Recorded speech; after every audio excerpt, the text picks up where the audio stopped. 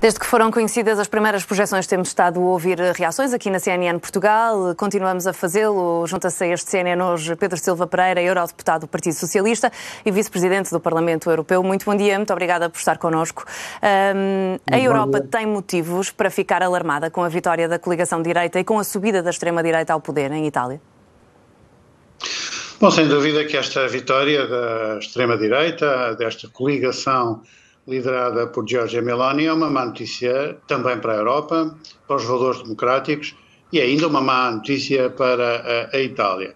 Mas para a Europa ela é particularmente uma má notícia porque realmente esta coligação vive de um discurso populista eurocético, muito crítico da Europa, embora não necessariamente apontando para a saída da Itália do projeto europeu, e isso anuncia uma atitude de bloqueio a decisões no Conselho Europeu e também pronuncia uma aliança reforçada agora entre esta Itália de extrema-direita e os governos do Sr. Orbán na Hungria, da Polónia, que foram, aliás, aqueles que primeiro festejaram esta vitória da extrema-direita.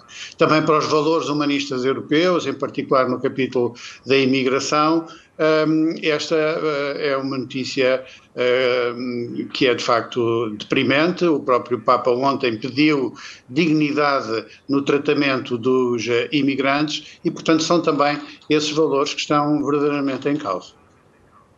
Giorgia Meloni acabou por moderar bastante o discurso durante a campanha eleitoral e também está consciente da importância dos apoios da União Europeia, que acabam por ser decisivos para a Itália.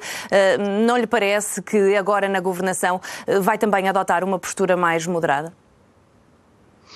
Bom, sem dúvida que houve um movimento tático que, aliás, tem sido habitual nos partidos de extrema-direita para captar o voto dos eleitores, de procurarem ensaiar alguma moderação, mesmo que ela não corresponda às suas convicções mais profundas. É evidente que a Itália tem muito a ganhar com os fundos comunitários, mas estes fundos comunitários estão contratualizados em função de um conjunto de reformas que têm que ser executadas, e em particular no que diz respeito à transição digital e no que diz respeito às metas ambientais e de combate às alterações climáticas, que são tudo temas que estes partidos de direita não acarinham particularmente. E, portanto, veremos como é que será essa atitude. Mas, apesar dessa moderação, eu creio que haverá um choque com a realidade.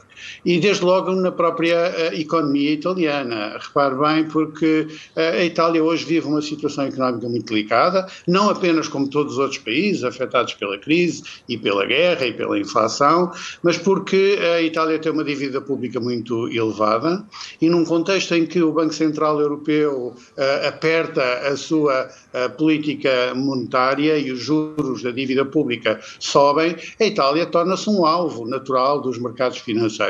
Uma agenda populista, financeiramente irresponsável, é tudo aquilo de que a Itália não precisaria neste momento. Infelizmente, esta situação... O impacto foi quase imediato, não é? Assim que foram conhecidos os resultados, subiram logo os juros da dívida de vários países, sobretudo os mais vulneráveis, num grupo em que se inclui Portugal.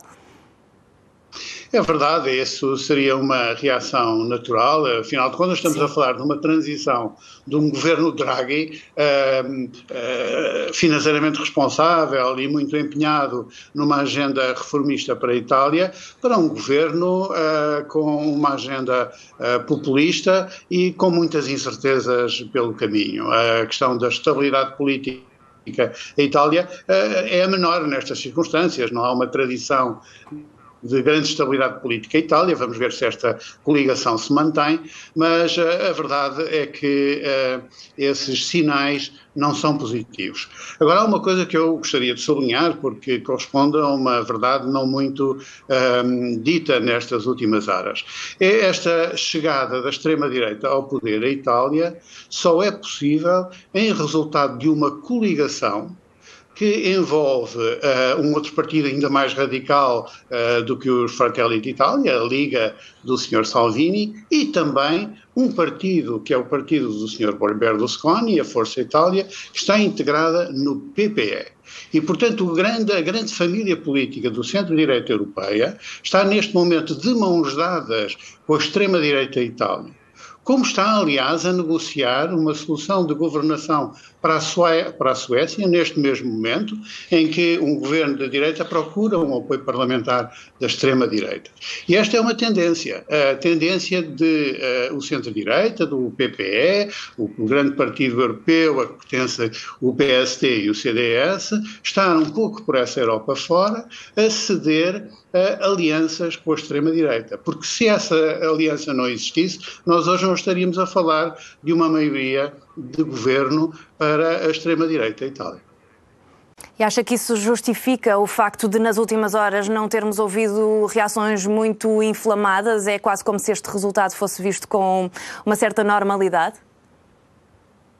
Bom, eu acho que há um certo embaraço com este resultado da parte do centro-direita, porque o centro-direita tem que reconhecer que esta é uma notícia péssima para o projeto europeu, mas ao mesmo tempo está a dar-lhe a mão ao suportá-lo eleitoralmente e no Parlamento italiano. E isso suscita um certo embaraço. Mas vamos ver, eu creio que mesmo no Conselho Europeu e sob a pressão dos mercados haverá um inevitável choque com a realidade e espero que isso venha a impor algum bom senso na Itália, que é um país fundador do projeto europeu, um país de que a Europa precisa e esperemos, portanto, que os cenários mais pessimistas não se venham a confirmar na governação italiana.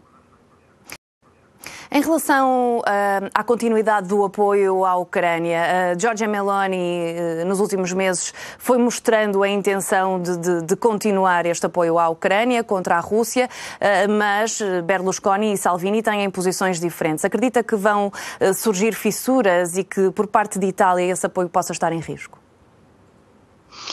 Bom, sobretudo no que diz respeito à possibilidade de aprovar novos pacotes de sanções, porque a retórica da senhora Meloni é clara, de solidariedade com a Itália, convergente, aliás, com outras posições do grupo conservador aqui no Parlamento Europeu, e, portanto, na retórica, essa solidariedade eu creio que estará lá. Agora, daí até à volta da mesa do Conselho de Ministros italiano se formar um consenso para apoiar o prosseguimento das sanções, isso é uma tarefa mais difícil e vamos ver se aí haverá consequências. Agora, não há nenhuma dúvida de que o prolongamento da guerra, na sua dureza, as ambições do Sr. Putin e as suas ameaças, incluindo nucleares, exigem da parte da União Europeia uma grande firmeza e uma grande unidade. Essa unidade nas dificuldades da situação tem sido mantida até aqui e eu espero que ela, no essencial, se possa manter também com o concurso da Itália. Uhum. Ainda esta manhã ouvimos a primeira-ministra francesa, não falando diretamente dos resultados eleitorais italianos, mas tocando no assunto de dizer que a União Europeia vai garantir que o acesso das mulheres ao aborto continua assegurado em Itália. É isto que se espera dos 27, que tenham um papel regulador naquilo que são os direitos, os princípios e os valores que norteiam a União? Bom, sem dúvida, o projeto europeu é um projeto de desígnio de paz e de prosperidade partilhada na Europa e é também um projeto de valores que se prendem com a democracia, o Estado de Direito, os direitos humanos em geral. E é por isso que há uma grande preocupação com esta solidariedade que se anuncia entre a Itália e a Hungria e a Polónia no momento em que a Comissão Europeia e o Conselho procuram agir para fazer respeitar o princípio do Estado de Direito por parte desses países.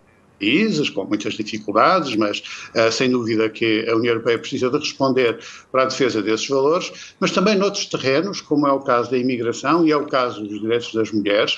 Eu creio que as ameaças são, todavia, maiores no que diz respeito à imigração, porque aí há uma maior convergência de discurso negativo por parte da Liga e por parte do Fratelli d'Italia.